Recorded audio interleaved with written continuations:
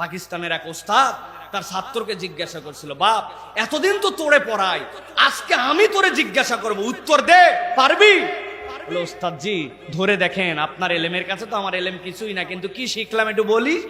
বলছে, কঠিন প্রশ্ন না, বলতো বাপ, দুনিয়াতে নামাজ পড়ে না কারা কারা? ওই ছেলে অনেক বুদ্ধি খাটায় বলছে, ওস্তাদ জি এক নম্বরে নামাজ পড়ে না দুনিয়াতে যারা অমুসলমান।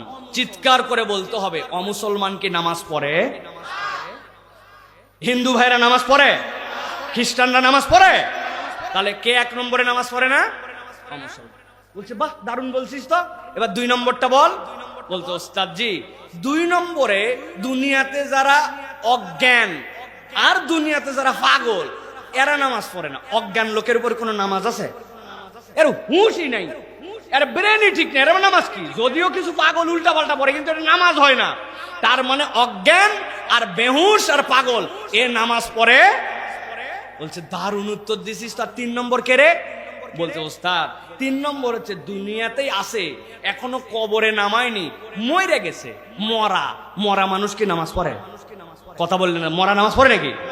মরার নামাজ আমরা পড়ি, ঠিক কি না? ওই নামাজের নাম কি? জানাজা। তাহলে ওস্তাদ বলছে, সাংঘাতিক উত্তর দিছিস তো বাপ। তাহলে এক নম্বরে নামাজ পড়ে না কে? সবাইকে বলতে হবে কে? অমুসলিম। দুই নম্বরে অজ্ঞান, দুই নম্বরে, তিন নম্বরে মরা। বলেন তিন নম্বরে।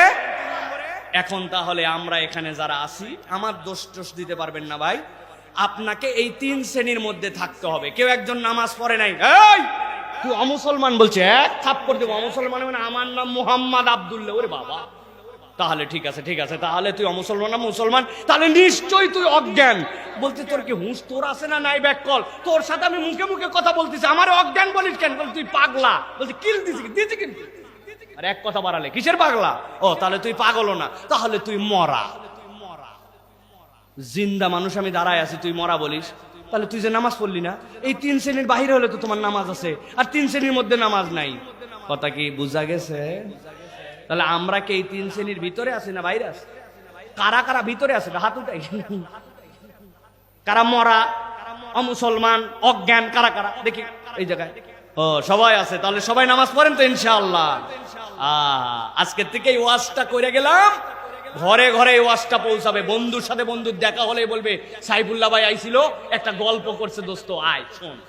পারবেন এই গল্প করতে? মনে থাকবে তো ইনশাআল্লাহ? আর কোনো ডোজ দেওয়া লাগবে না, বাকি ডোজ ওই বুঝে খা, সারাদিন বুঝবে।